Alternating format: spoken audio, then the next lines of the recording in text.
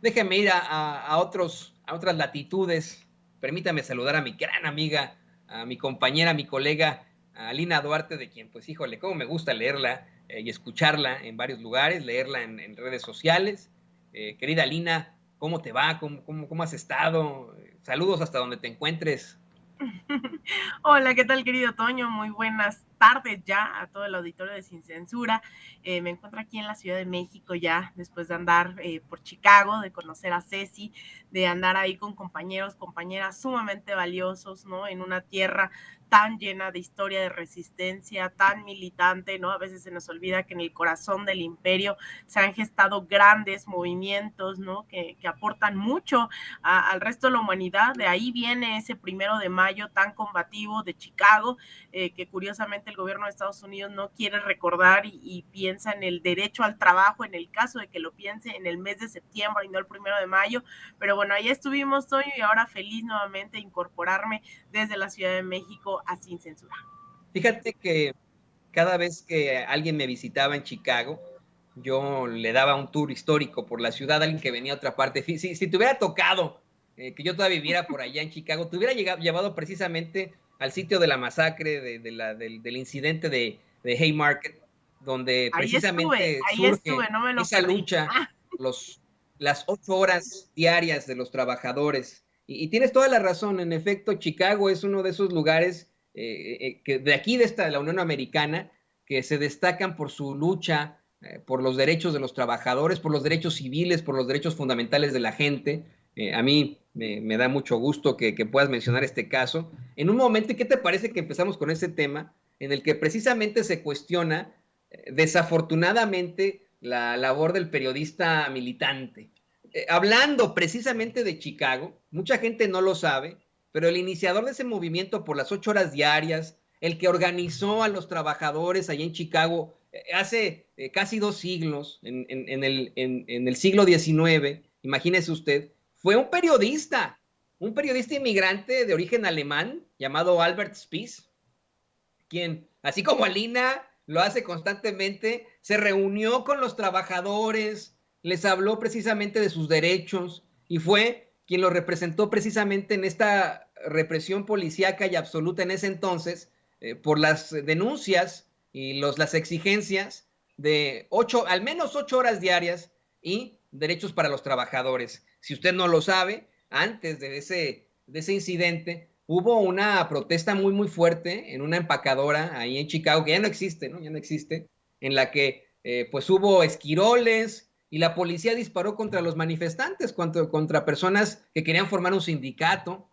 mató a trabajadores y esto ocasionó un descontento absoluto en la clase trabajadora. Este periodista, Albert Spies, realizaba sus publicaciones en alemán, porque en ese entonces la mayoría de los inmigrantes eran alemanes allá en Chicago y sus publicaciones eran en alemán, como aquí en Sin Censura, desde Chicago nace Sin Censura, completamente en español por parte de periodistas inmigrantes, ¿no? Eso es lo importante. Y es por eso que me llama mucho la atención. La verdad es que estos periodistas militantes de los que hablamos, querida Lina, han tenido, híjole, finales muy difíciles. Yo espero que no sea nuestra misma realidad, ahora que se habla de una transformación que no es armada. Igualmente, Ricardo Flores Magón consigue escapar de la represión de Porfirio Díaz acá al medio este de la Unión Americana, a unas 5 horas de donde me encuentro, a San Luis, Missouri, y desde ahí pues también organiza el periódico Regeneración, pero al fin y al cabo es detenido, lo traen acá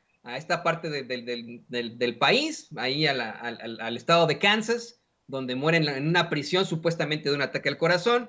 El final de este periodista que le hablo yo, Albert Spies, es que fue acusado injustamente de haber provocado un bombazo ahí en la plaza de Haymarket, que ya no existe nada. Hay unos edificios muy bonitos, hay una placa, hay un monumento, pero hasta ahí no le dedican más que eso. A veces algunas personas van ahí a cantar la internacional, pero no hay de otra cosa. Y pues vamos, el final de Albert Spies es que fue ejecutado supuestamente como conspirador anarquista. Imagínese usted del asesinato de policías en el siglo XIX. La historia lo absuelve, no tanto allá en Chicago, no tanto acá en los Estados Unidos, pero creo que la historia lo absuelve y te quería pedir tu comentario, antes de que vayamos a la Cumbre por la Paz, querida Lina, tu comentario sobre ese periodismo militante que creo tú y yo, pues tenemos que seguir ejerciendo.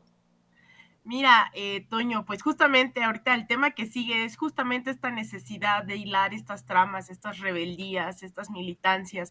No solo fueron uno, fueron varios los periodistas que hoy son conocidos como los mártires de Chicago. Había obreros textiles, pero había específicamente los que son conocidos dentro de estos 8 mártires, había al menos 3 periodistas, Adolf Fischer, Albert Parsons, y entiendo que es August Spice, todos muy jóvenes, el mayor era de 39 años, los otros tenían 30 o 31, son jóvenes que estuvieron ahí justamente organizándose. El tema de la comunicación siempre ha sido fundamental dentro de los procesos revolucionarios y pues obviamente tiene todo el sentido del mundo que un movimiento, lo diría yo a estas alturas, como el de Sin Censura, porque no es solo un medio de comunicación y eso me queda claro cuando vas a Chicago y la gente reconoce el trabajo de todo el equipo, cuando vas a Mazatlán, a Xochimilco, a Nesa y la gente reconoce, o sea, es ya un movimiento, yo me atrevería a decir, que justamente está buscando eso, ¿no? Acabar con estas narrativas de que de las cuales se nos impusieron, que hay una neutralidad que ya vimos que no existe y que en tiempos de opresión, justamente decía Malcolm X, pues ponerse del lado del opresor, ¿no? El ser neutral, pues justamente te pone del lado del opresor. Entonces, a mí me llama mucho la atención porque también hay un movimiento migrante, sobre todo también mexicano, ¿no? Que la comunidad mexicana, pues tiene varias ciudades en Estados Unidos, ¿no? Acaparadas, claro que sí. Una de ellas es Los Ángeles, en donde estuvimos hace unos meses, y ahora con el Instituto de Formación Política de Morena estuvimos ahí en Chicago. Pues es otra de las grandes ciudades con la comunidad mexicana. Es una historia que no solamente se remonta a otros siglos, a otras décadas, sino en tiempo real vemos esa organización migrante, esa organización, esa coalición, ¿no? Entre varias organizaciones que están disputando una vida digna a través de la defensa de los derechos laborales. Hace unas semanas, Toño, el Departamento del Trabajo publicaba en Estados Unidos que aquellos, y eso es muy importante decirlo aquí, que denuncien violación de derechos laborales, pues tendrían acceso, ¿no? Hay un trámite que es muy similar al DACA, ¿no? A la acción diferida para los llamados Dreamers, ¿no? Que se les permite trabajar, estar en Estados Unidos. Bueno, en el caso de trabajadores, pues un poco va a haber un tipo DACA, ¿no? Para trabajadores migrantes, algo que me gustaría abordar después, que tenga más elementos para entrar en análisis, pero hay gente que se está organizando en ese sentido para apoyar a la comunidad migrante que quiera acceder a los beneficios de las irregularidades del contrato colectivo. E insisto, no es en cualquier ciudad, a mí me llamó mucho la atención, no solo lo bonito que es Chicago, sino la gran resistencia migrante que hay organizada, porque hay migrantes por todos lados, no necesariamente estamos organizados, pero el nivel de conciencia, el nivel de debate que se tuvo este fin de semana con el instituto, con los y las asistentes, la verdad, yo quedé impresionada, quedé muy satisfecha, ¿no? Con todo lo que aprendí, con todo lo que podemos hacer, aportar, y pues ya estaremos ahí anunciando desde esta parte internacional de este proyecto que me han invitado desde el instituto, anunciaremos pues desde, a partir de cuándo estamos ya organizando encuentros híbridos, ¿no? Para dar continuidad a esta formación, y la verdad, increíble, yo no sabía la vida de Joan Sebastián, también me enteré de la vida de Joan Sebastián, me adentré en el tema de Al Capone,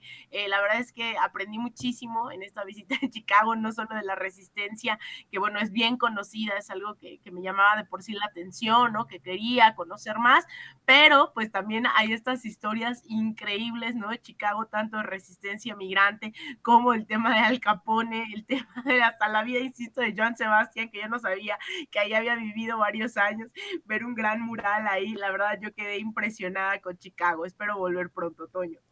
Espero que vayamos juntos. Fíjate que por donde yo vivía ahí en Chicago está todavía, uno de los bares más representativos que era propiedad precisamente de Alfonso Capone, o Capone, como le dicen los estadounidenses, el Green Mill, así se llama, el Green Mill. Híjole, qué bonito lugar. Creo que la última vez que estuve en Chicago con Vicente, justo antes de la pandemia, fuimos ahí a echarnos unos drinks y hablar del futuro de Sin Censura, justo antes de la pandemia.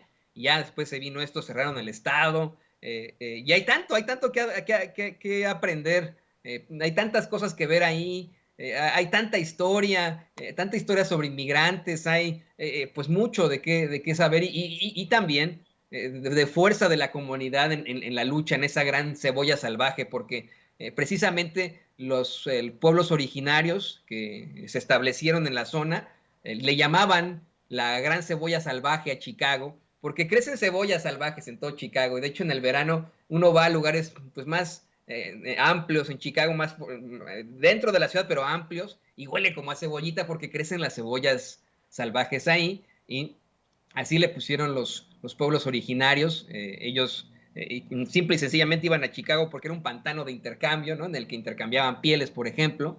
Pero la historia de Chicago es muy interesante y me da mucho gusto que haya sido, querida Lina. La próxima tenemos que ir juntos y vamos a muchos otros lados. Pero ¿qué te parece? Y le pido a don David que